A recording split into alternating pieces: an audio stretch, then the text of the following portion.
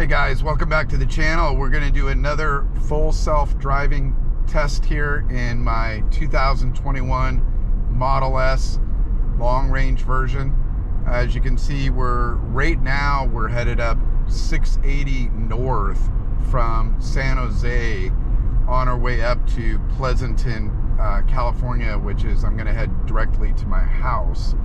And we're headed up 680. We've got some really bad traffic coming up, so the car, the Autopilot, is going to take us off Mission Street, which Mission Boulevard, which most of you guys know. If you've ever driven 680 north and you live in the Bay Area, you know this traffic here can get really, really bad here. Driving up in the late afternoon. It's about 4:58 p.m. on a Thursday, driving up, and off to the left, if I were to stay on 680, the traffic is just going to come to pretty much a dead stop. But getting off Mission here, you can see on the main map, we're going to take this side road up, and I'm letting full self-driving do all the work for me, so no feet on the gas pedal or the accelerator, excuse me, no hands on the steering, and it's making all these turns on its own, as you can see here, and merging into the lane. So this is a nice side road to take that doesn't seem to get too crowded. So we're going to see how well the car does here, making our way all the way home, and so far so good. I've been really impressed with the full self-driving, and I've been doing a lot of tests. As you guys know, I'm posting a few videos here and there as I go, and so far hopefully this has been some good added value for you guys who might be interested. But you can see on the map here, right now we again are taking this side road up here, but if I would have stayed on 680, you can see, I'll zoom in here, you can see how red it gets with traffic all the way up. So it's pretty much maybe stop and go traffic all the way up. But by cutting through here, we do get some orange and yellow here. And then we hop back on 680. It's pretty much orange all the way up. And then it's not even going to have us take 84, which is what I would normally take. It's going to go ahead and go up 680 and probably get off on Snell and then drive home. So the full self-driving computer is pretty smart with understanding the right route to take depending on the traffic, and overall I've been pretty impressed with it. Just as you guys have seen me posting a few videos, so we can see how well the car interacts with it, and how well or how often I have to interact with the steering because maybe it didn't make a good decision. I think in the last video I posted on full self-driving, you guys probably saw the neighborhood gate. The car did not know how to handle that, so we had to interact with the Autopilot and take control. I had to put my foot on the brake so I didn't run into the gate itself. But on the normal roads and highways, it tends to do quite a bit better. As you can see here, it's doing better already on its own, and when there's a slower car in front of us, it'll turn on the blinker and it'll go right around it. So we'll see, we might be able to do that here. I can also increase the max speed limit on Autopilot by turning the knob here on the yoke. But you can program your Autopilot multiple ways. Right there you can see it turned on the blinker and decided to switch into this lane. And now it's cruising along behind this other Tesla here. That's, I think, a Model Y. And it's going to just continue to go on the route here. We're going to, again, run into some traffic coming up here. And we'll just see how well it handles that. Went right through a yellow light here, no problem. Same thing I would have done as a driver. That's one thing that could be interesting is when the light turns yellow, does the full self-driving computer take account on how long it's been yellow, and if it should accelerate through the yellow light, or if it should put on the brakes and stop? It's something I'm kind of curious about. If you guys happen to know, put that in the comments below. I'd love to know your experience with the full self-driving. So far, pretty good though. You can see the car's going to stop here right behind this other car and at the red light, and it looks like we can go now. So it's going to go ahead and move forward. We'll see if it goes into the right lane and goes around this car, or if we just stay behind it. So that'll be interesting to see how it handles the slow driver.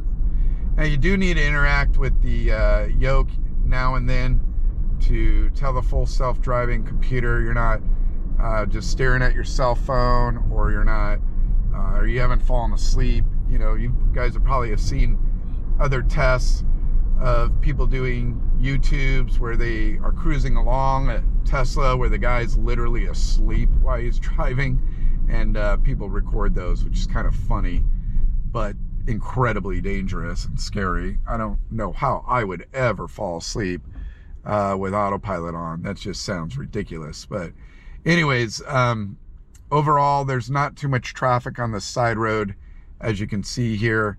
And we might run into some traffic up here in a few, so we'll see how well it handles that. Okay, moving forward now, and just going through this green light. To the right of us is a community college, and then you have a few stores on the left side. This Mission Boulevard, though, I haven't seen this get too congested since the pandemic's been over. I just don't think there's enough people going into the office yet here in Silicon Valley. 680 is pretty backed up, as we saw there with a lot of the red. But prior to the pandemic, though, you would see even this side road of Mission be pretty much back to back. You'd be in stop and go traffic, especially right here. Now that looks like it's gone away, it might be easier to take this route next time. All right, we got a flashing yellow light here in the left turn signal. Let's see how the car deals with that. And now a full yellow light in my lane. So it will stop here, as you can see. Yep. And then it's going to go ahead and continue in a few minutes here after this red light. And when we get on the highway up here, you're going to see we're going to get in a left turn lane, and then we have to go around this loop to get back on 680 north. So we'll see how well it does that. It did slow or change the speed limit. If you can see on the dash here, the max speed limit is now 25. I'm going to go ahead and increase that, because on this road everyone's driving considerably faster than 25, even though that's the speed limit technically. So we got it up to turn left to take the Interstate 680 North ramp towards Sacramento. 45. You can see lots of obstacles here. The car's handling it perfectly. It's getting in the left lane, and we should get in this left turn lane right here. Now turn left Perfect. to take the Interstate 680 North ramp. And now it's going to slow down. And yep, turned on the blinker. So you can see up above there, that's 680. So we are going to take this left, do this loop right here, and get on. So you can see it up above there for us. And we're going to get on that traffic. Honestly, that's where I feel full self-driving shines the best, is in this stop and go traffic. It just does a wonderful job. I think the poorest situations I see it in is when it's doing a sharp left or a turn to left. It doesn't really take a full understanding of any medians, or cutting a corner too tight or too broad. I've had to interact with it a couple times there. You don't want to cut a corner too tight where it might scratch your rims, or bump into a curb. In this situation, it handled that really well. And so we're a little bit of stop and go traffic here. There is a meter light on for controlling how many cars are dumping into 680. So we'll go through that here.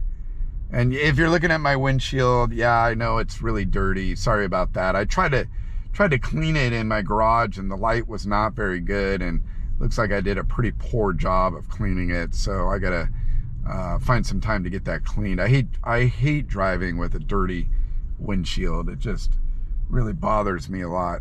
Okay, so it looks like it handled the meter light pretty good. Oh, it's not moving. Okay, I'm gonna have to interact with it. Some reason it did not interact with it, so I went ahead and interacted with it on my own. It was not doing that, so I went ahead and put my foot on the accelerator, and that kind of woke it back up, I guess. And now we're cruising along here. We should be trying to merge here in the left lane in a second. Let's see what it does here. So obviously there's a car right in front of it, or a truck right in front of us, so we'll see if it gets in the other lane or if it's going to stay in this lane. But this is one of those areas that I do feel the full self-driving does a great job of. It tends to handle this kind of stop and go traffic under 35 miles an hour, down to 5 miles an hour, up to 10 miles an hour, down to 8 miles an hour, up to 15 miles. So it tends to handle that really, really well. And this is no exception, as you guys are seeing how the car deals with this right now. It does a good job of that. So I don't mind at all. I like it. It allows you to relax a little bit more. You do need to keep your eye on, you know, the dash and all the indicators that are showing up there. And obviously you have to interact with the yoke here and there to make sure that it doesn't think you've fallen asleep. In full self-driving though, it will activate the turn signal for you. It will try to get in a lane that's moving a little bit faster, things like that. Since it's got cameras all around the car, it is really looking for where the traffic is, and whatever your max speed is set at, it's looking for every opportunity to be driving at that speed. And so you'll see it maneuvering in between lanes and everything, trying to get up to that speed.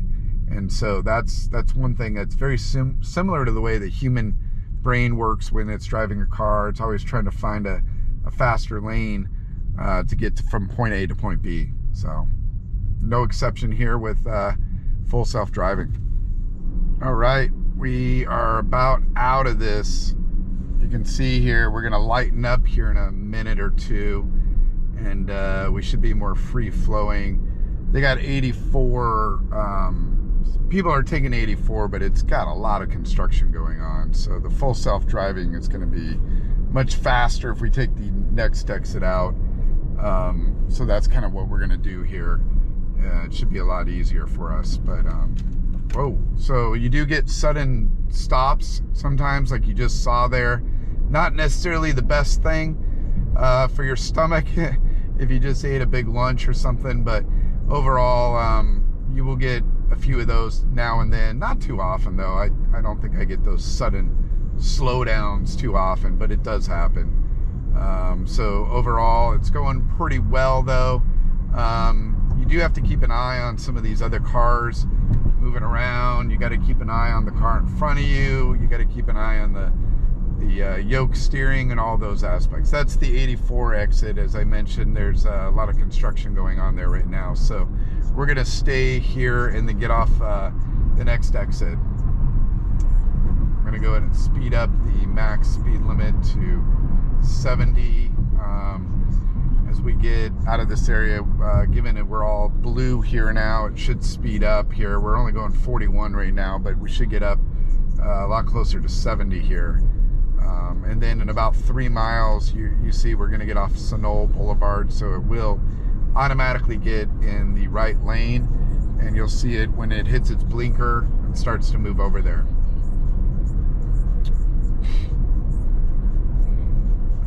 But overall, I really like full self-driving. It certainly takes the stress off, and when you are in that stop and go traffic, it's very, very much welcomed. To me, it's a huge enhancement just over normal driving. Now, in previous videos, I mentioned to you, full self-driving, they keep changing the price. It's anywhere from $10,000 to $15,000 extra. I don't know if it's worth that amount, honestly. There's a lot of really good just autopilot or cruise control systems that are enhanced nowadays with other cars, where it's significantly less dollar amount. Tesla also provides full self-driving in a monthly subscription, which is pretty interesting. It will just activate it or deactivate it, and you can pay a monthly rate, and that could be something that is great to try and try out. In a way, test drive it for a month, see if you really like it. That's probably what I would do next time. I don't know if I would buy it again because it's so darn expensive, and I don't drive this particular car all the time. I still work from home 2 to 3 days a week. I go into the office, but my office is not too far. And the commute is not bad at all. It's when I come down and I meet with clients down in here in Silicon Valley that this commute can be a little bit rough, and full self-driving certainly makes it easier. So if any of you have those longer commutes, I definitely recommend it. But overall, if you try it out for a month first, do the monthly subscription, see if that's what you really want to do and really want to spend your money on. You can see it's getting in the right lane now, and we're going to get off on Sunol Boulevard here. So even on this road, where you can see the lines are not really painted, it still understands the road well, and a lot of this is because this road's under construction. But it exits the highway really nicely. It enters the highway nicely. It merges, gets up to the proper speed properly. So overall, it's really good. It's little things where it starts to slow down too much for me. Like right now, it's slowing down a little too much, especially with how far the car in front of us is. There's a big pickup truck behind me. See how well it handles this.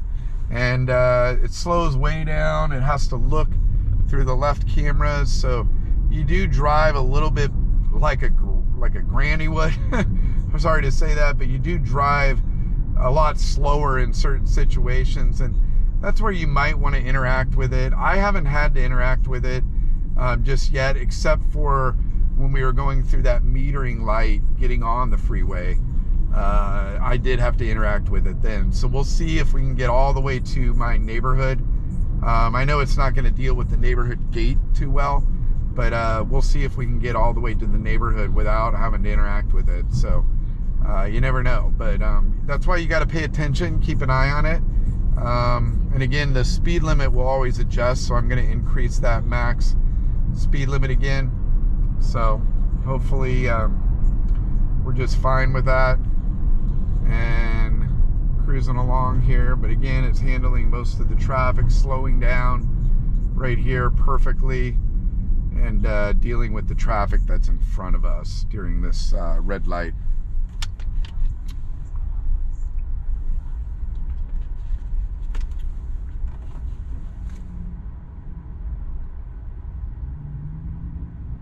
I also really like how the computer kind of keeps track of everything, lets us know how we're doing, and kind of highlights the yellows and reds with the traffic indicators there, which is also really nice to see and have.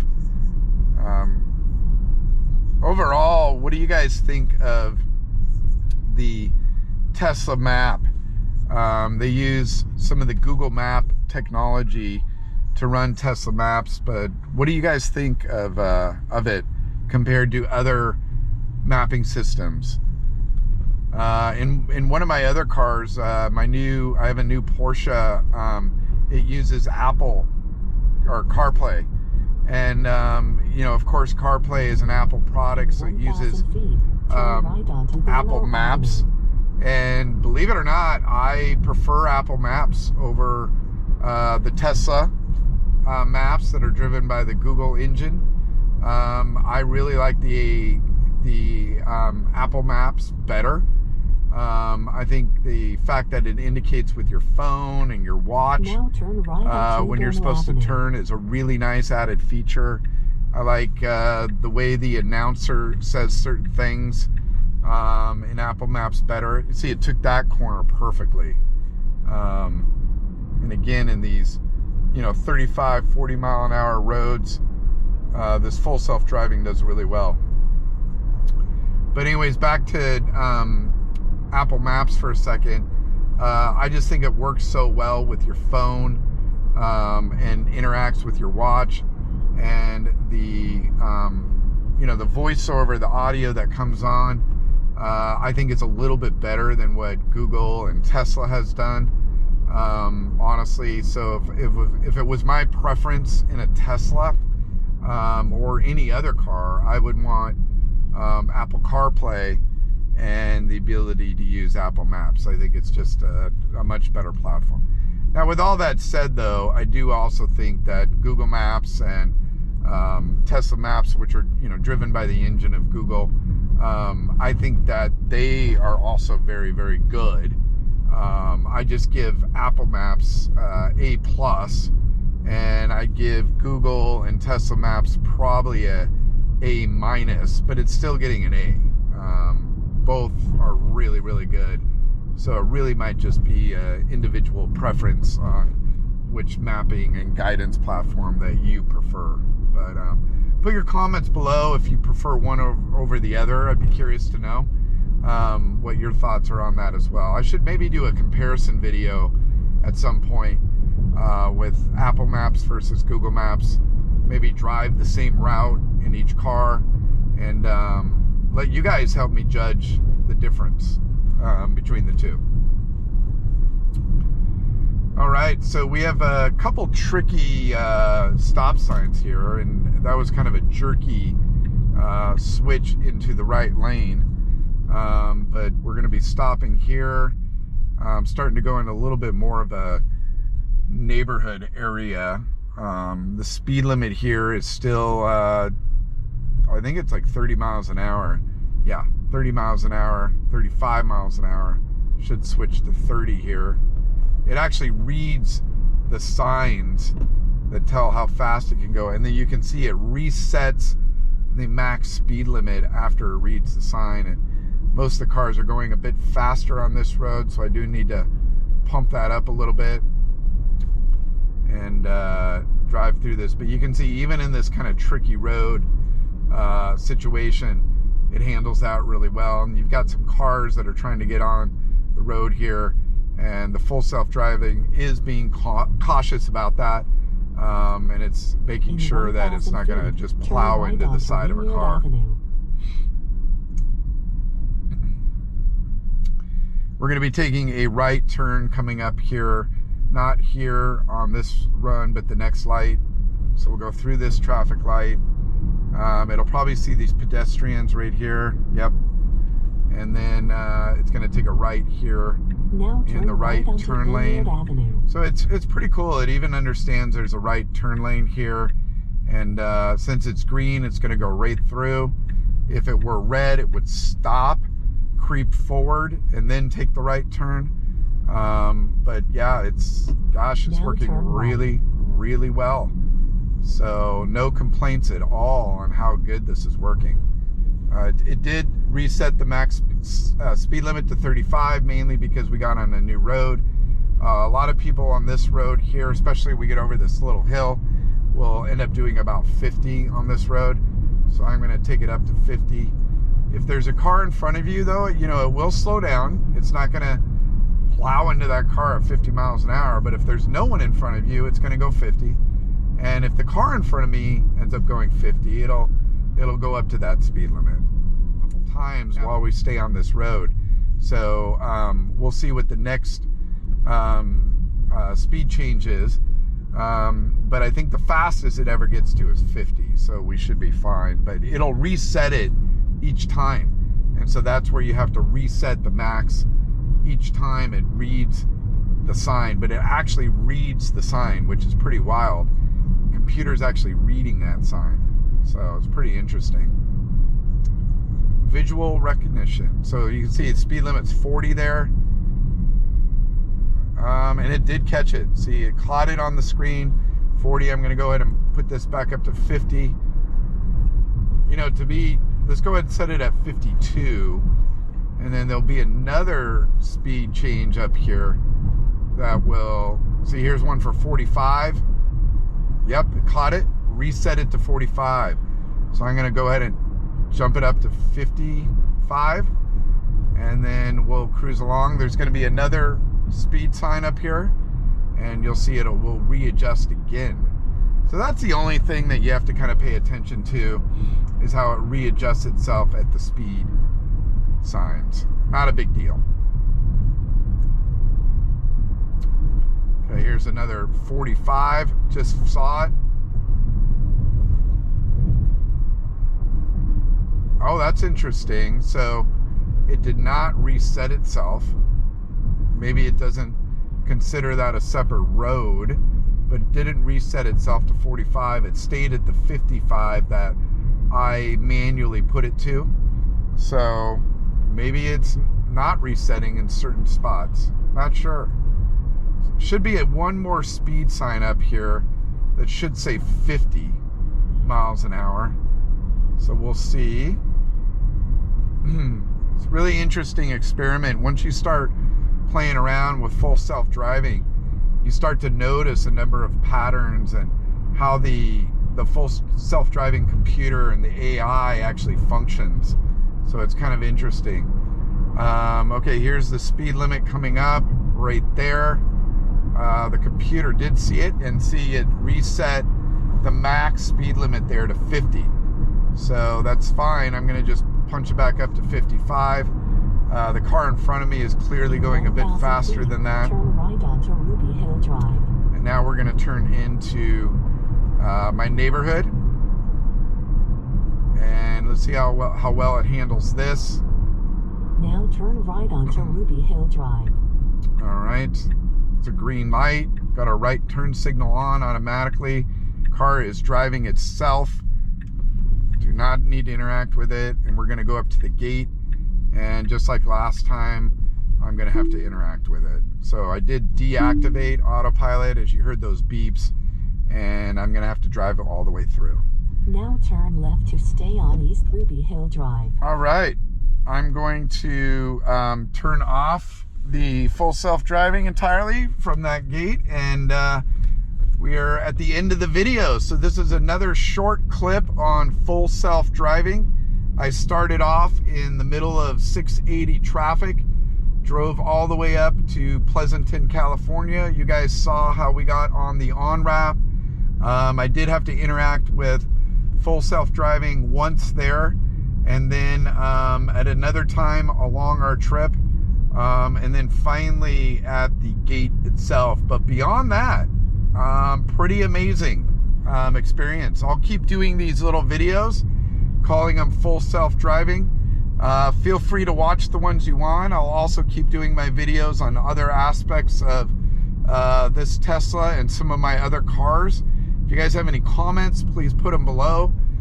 Please give me a thumbs up. It helps me in my ratings and everything on YouTube. And if you haven't subscribed, please subscribe. And those of you that have subscribed, thank you very, very much. I really appreciate it.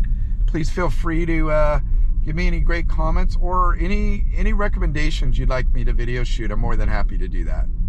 So thanks again, guys. Take care and have a great week.